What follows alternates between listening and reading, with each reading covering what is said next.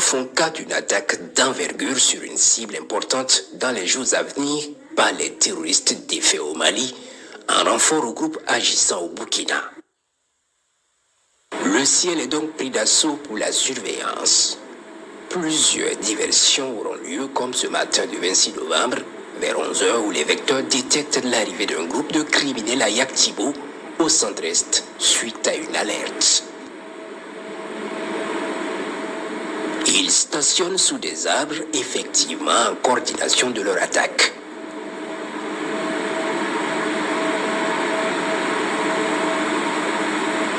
Le groupe important est verrouillé et frappé efficacement.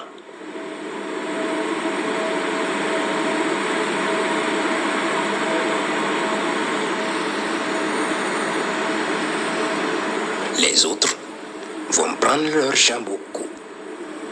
Les cadavres sont visibles depuis le ciel.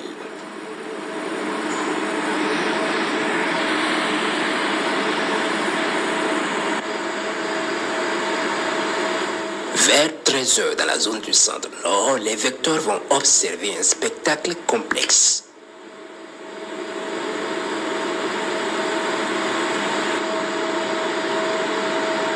Deux groupes terroristes en mouvement en sens inverse à toute allure et sans arrêt. Une pure diversion.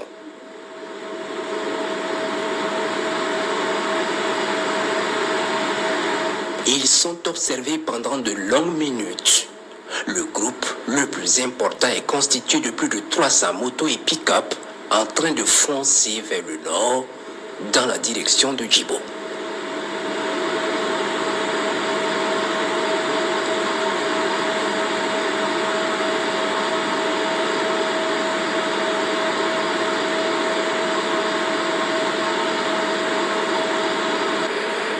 Le petit groupe fonce vers le sud.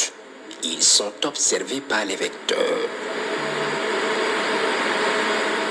14h. Les unités d'observation du 14e RIA rendent compte d'environ 800 terroristes en train de foncer sur Djibo en provenance de la zone de Nassombo.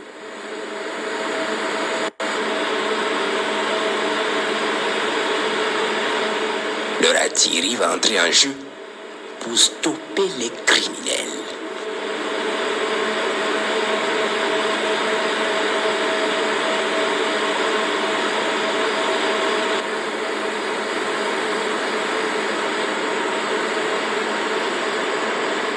Drogués à mort, ils avancent sous les roquettes droit sur Djao Djao, ce quartier périphérique de Djibo.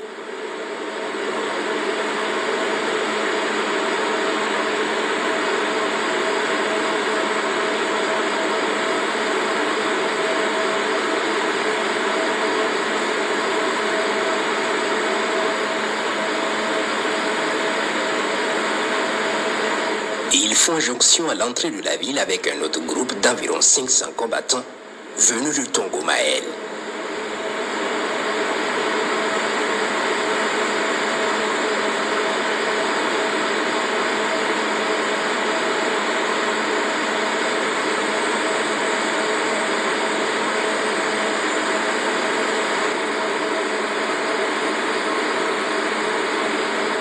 Armés de pick-up, motos et d'autres à pied, ils foncent droit sur leur objectif.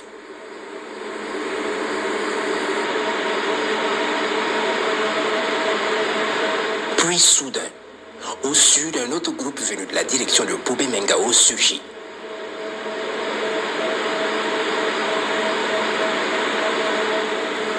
On y dénombre environ 1 millier avec plusieurs pick-up et un véhicule blindé.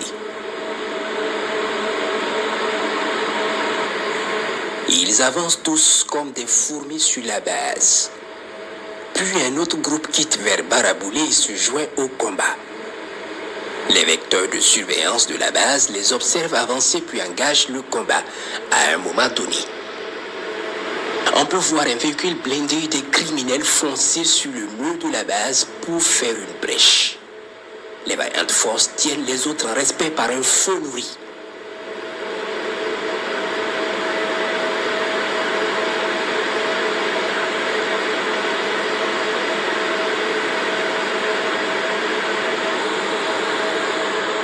Les combat s'intensifie et le sang-froid de nos vaillantes forces combattantes est remarquable. Il est 15h15 environ.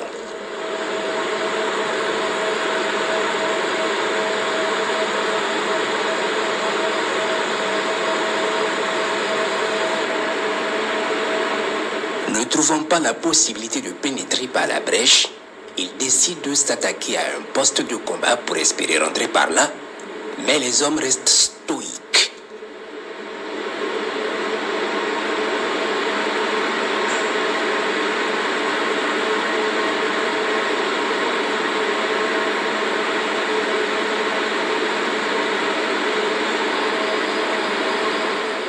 « 15h20.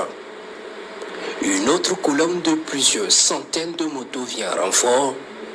Ils sont observés par les vecteurs de surveillance.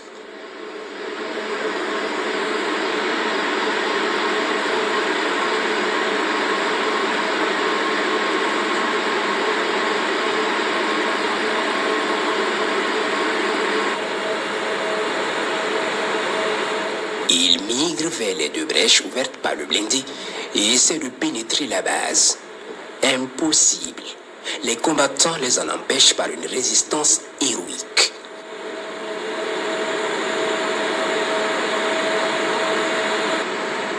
À ce moment précis, la bataille prend une autre tournure. Les observateurs du 14e RIA vont atterrir et passer la main aux appareils de combat. Il est 15h25. Les vecteurs aériens prennent très vite la température à l'approche et coordonnent avec les troupes au sol.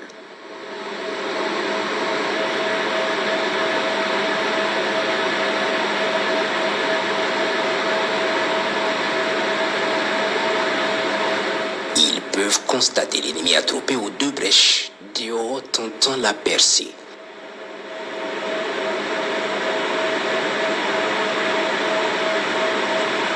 Ils choisissent un groupe à la première brèche puis lâchent un missile d'une violence extrême sur leur tête.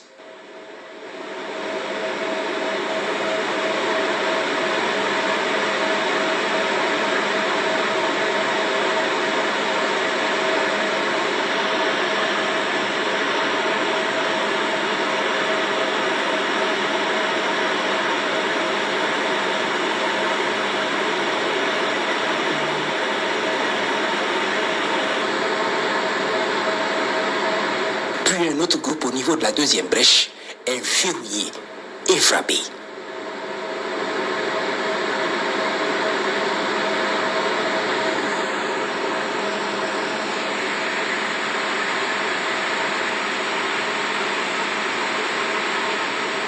Les criminels commencent à battre en retraite, mais pas pour longtemps parce qu'ils vont revenir à la charge avec un autre groupe qui vient d'arriver en renfort.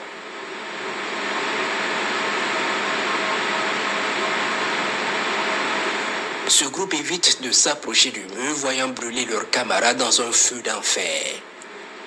Ils rôdent autour du mur en tirant dans la base de toutes les mitrailleuses. Plusieurs avions de combat étant alertés, se mettent en route vers Djibo. Les hélicoptères d'attaque vont prendre ce groupe dans un feu immense tout en mettant en échec les tirs des DCA contre eux.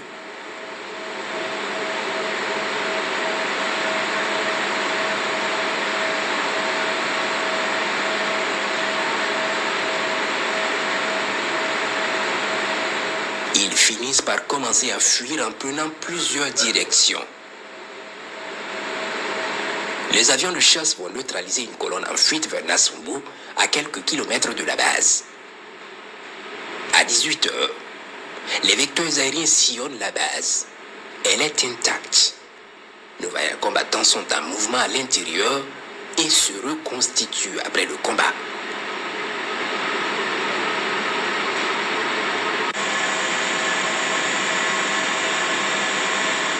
Les combats ont cessé, mais la traque ne fait que commencer.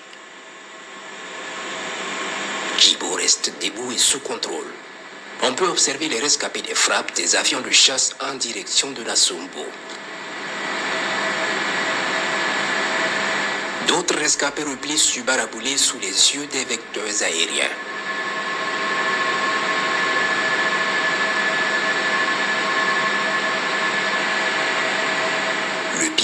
Monté de mitrailleuse et verrouillé d'abord puis frappé efficacement.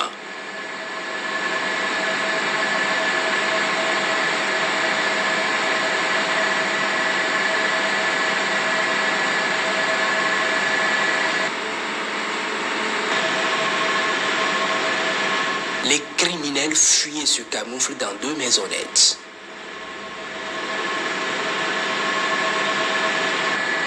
Ils sont verrouillés dans la première maisonnette et frappés efficacement.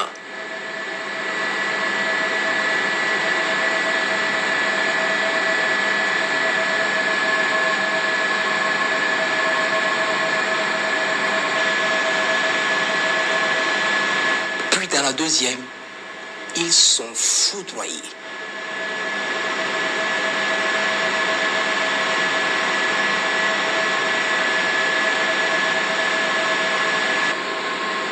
Une autre colonne en fuite vers le sud est verrouillée par les vecteurs. Direction Yantiga dans la zone de Pensa.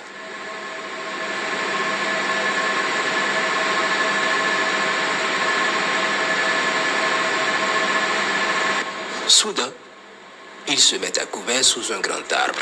Ils sont verrouillés et frappés avec succès.